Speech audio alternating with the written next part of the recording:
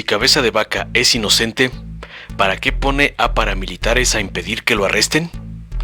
Como la FGR giró orden de arresto contra el gobernador panista de Tamaulipas, Francisco Javier García Cabeza de Vaca, el susodicho puso a paramilitares afuera de la Casa de Gobierno de Tamaulipas para impedir que lo arresten.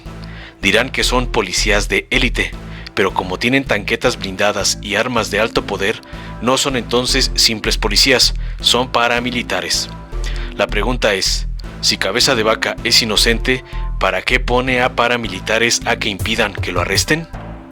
Si está tan convencido de que es inocente, ¿por qué no entregarse a las autoridades de manera voluntaria y que se dirima el asunto con el debido proceso? Recordemos que cuando el PRIAN acusó con falsedades a AMLO para desaforarlo, él estuvo dispuesto a ir a prisión porque sabía que no había cometido ningún delito. Los panistas hasta le pagaron una fianza porque sabían que si iba a prisión, su popularidad iba a subir por ser 100% inocente. Pero Cabeza de Vaca se niega. Eso lo que sugiere es que Cabeza de Vaca no es inocente, o por lo menos eso es lo que da a entender. Ah, y por cierto, los que pidieron su arresto fueron las autoridades de Estados Unidos. No puede decir Cabeza de Vaca que se trata de una orden de AMLO. Los prianistas, por cierto, son los primeros que deberían decirle a Cabeza de Vaca que se entregue, si es que tanto respetan el Estado de Derecho, como tanto cacarean. A menos, claro, que los del PRIAN realmente sepan que sí son una bola de delincuentes y que si cae uno, caen más. ¿Y así se atreven a pedir el voto? Son unos cínicos. Informó Mr. Politicón. Nos vemos en el próximo video. Hace unos días, la Fiscalía General de la República le solicitó a la Cámara de Diputados iniciar el proceso para quitarle el fuero al gobernador de Tamaulipas, Francisco García Cabeza de Vaca, por delincuencia organizada, enriquecimiento inexplicable y lavado de dinero. No es la primera vez que un gobernador del PRIAN es acusado por este tipo de delitos, pero sí es la primera vez que tenemos una fiscalía completamente autónoma que se encarga de instrumentar acciones para evitar que algún gobernante esté por encima de la ley.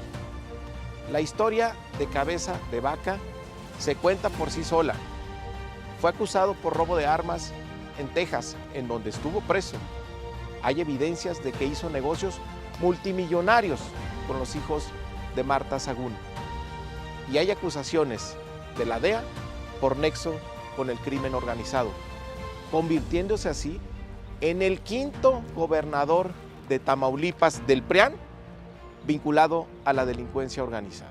Algunos gobernadores del PRI y del PAN gobiernan como mafiosos, se tapan sus corruptelas, sus negocios, sus complicidades. Por eso ahora van juntos en una alianza, porque se aferran al poder. Ellos también fueron los que se opusieron a que hubiera una fiscalía independiente para que llegue la justicia que el pueblo de México tantos años esperó. Pero el pueblo de México ya despertó y en este 2021 va a volver a escoger la transformación para descabezar de una vez por todas a la corrupción. He sido objeto de infamias y persecuciones políticas. No, Francisco. No es persecución política, se llama justicia. Las instituciones del Estado no te quieren someter. Ellas trabajan para proteger. La Fiscalía General de la República, como órgano independiente, solicitó a la Cámara de Diputados iniciar un proceso de desafuero contra ti por delincuencia organizada, lavado de dinero y defraudación fiscal. No, Francisco, no se trata de castigar a la oposición. Se trata de castigar a quien haya cometido un delito. Francisco, el que nada debe, nada teme.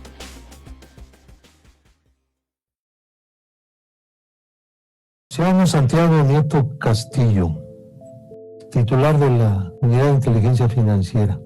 Ha sido convocado por esta sección instructora para tomar su testimonio en la causa instaurada en contra del ciudadano Francisco Javier García Cabeza de Vaca. Los elementos que integraron la denuncia que presentamos ante la Fiscalía General de la República. Los datos de las notas de inteligencia de las cuales estamos nosotros partiendo es información que proporciona el sistema financiero, es decir, los bancos. Nuestra obligación en términos legales tiene que ver con los procedimientos relacionados con el combate al lavado de dinero, financiamiento del terrorismo y cualquiera de sus delitos precedentes, incluyendo evidentemente los temas relacionados con presuntos actos de corrupción.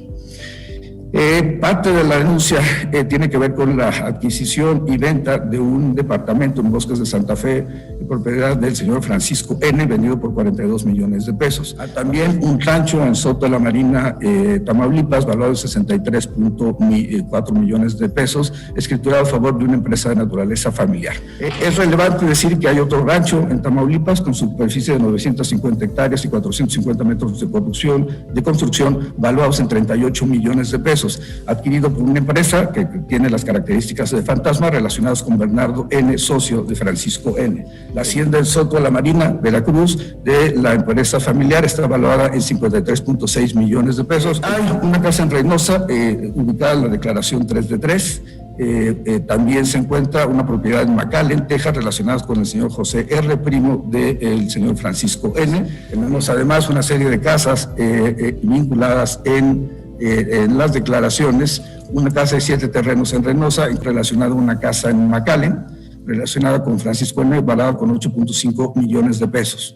Esto, otra casa en McAllen relacionada con una empresa de naturaleza familiar, y en general se trata de inmuebles adquiridos no solamente de manera personal, sino también a partir de mecanismos de copropiedad y a partir de empresas donde el señor Francisco N. resulta accionista. En McAllen, Texas, está este inmueble, también se encuentra vinculado con Ismael N., hermano de Francisco N., y en McAllen, Texas, hay también una casa valorada en 10.7 millones de pesos relacionada con José e Ismael N. Hidalgo, Texas, hay otra empresa relacionada, un terreno relacionado con una empresa de naturaleza familiar. En Hidalgo County aparece también Appraisal District, propiedad de José e Ismael N. En Hidalgo, Texas, relacionado con Manuel N., un inmueble valuado en 5.9 millones de pesos. En El Paso, Texas, una propiedad relacionada con José R., primo de Francisco N. Y también hay inmuebles localizados en Edimburgo, Texas, en Padre Island, Isla del Padre, Texas, relacionado con José G., en Padre Island, propiedad de Baltasar N., uno de los socios y personas vinculadas con el señor Francisco N. También es importante señalar que LexisNexis, en fecha de consulta en el año 2021, nos arroja la propiedad de este centro comercial, y pues en general lo que tenemos es una disparidad entre los inmuebles pertenecientes a la familia y el ingreso que como servidor público pudo haber formulado durante los años del servicio público Francisco N. Se denunció una compra de departamentos con recursos de posible procedencia ilícita. No le corresponde a la Unidad de Inteligencia Financiera. La Unidad de Inteligencia Financiera, insisto, en la anterior administración, había presentado una denuncia con estas empresas por haber sido mecanismos que tenía el cártel de Sinaloa para efecto de lavar dinero. Eso no quiere decir que el cártel de Sinaloa esté relacionado con el señor Francisco N. Lo que quiere decir es que las empresas que fueron utilizadas y con las que tiene transacción financiera, las dos empresas que terminaron enviando dinero a la SOFOM, son empresas que han sido utilizadas por el crimen organizado. El Centro de Justicia para las Mujeres refiere un convenio de asignación de recursos por un monto de 66 millones de pesos y un avance de producción del 39%. La obra debía entregarse en abril de este año. El lugar donde tendría que estar construido el Centro de Justicia, que actualmente es un terreno de naturaleza Baltasar N., es el accionista de una empresa de energía eólica que con la coparticipación de una empresa española están buscando y resultan ganadoras de un parque eólico en el Cortijo relacionado con San Francisco. La empresa de energía eólica, y por eso creo que es importante la discusión que se existe sobre energía eólica en el país hoy en día, impulsada por algún despacho en particular, tiene que ver con este tema, tiene que ver con un acto en donde no se está buscando energías limpias, lo que se está buscando es cómo generar mejores esquemas de negocio para un grupo político en particular. En este tema, te quiero recordar nuevamente que la empresa española se encuentra acusada de realizar esquemas de corrupción en América Latina mediante sus filiales y que una de sus filiales en Bolivia fue vetada por el Banco Mundial por un esquema de corrupción. Insisto, pues, en la relación que tiene con el esquema de Odebrecht.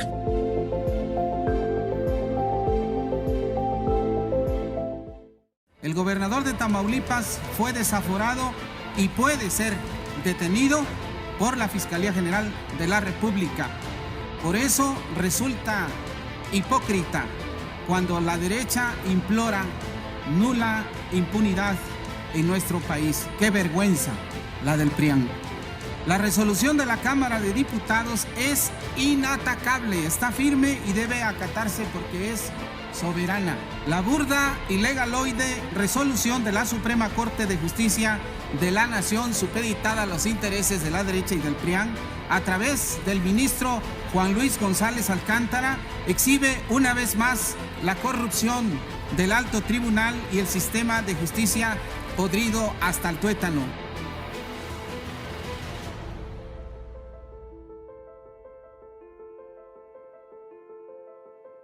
Durante décadas, México sufrió una grave enfermedad, un tumor maligno llamado PRIAN, que saqueaba al país.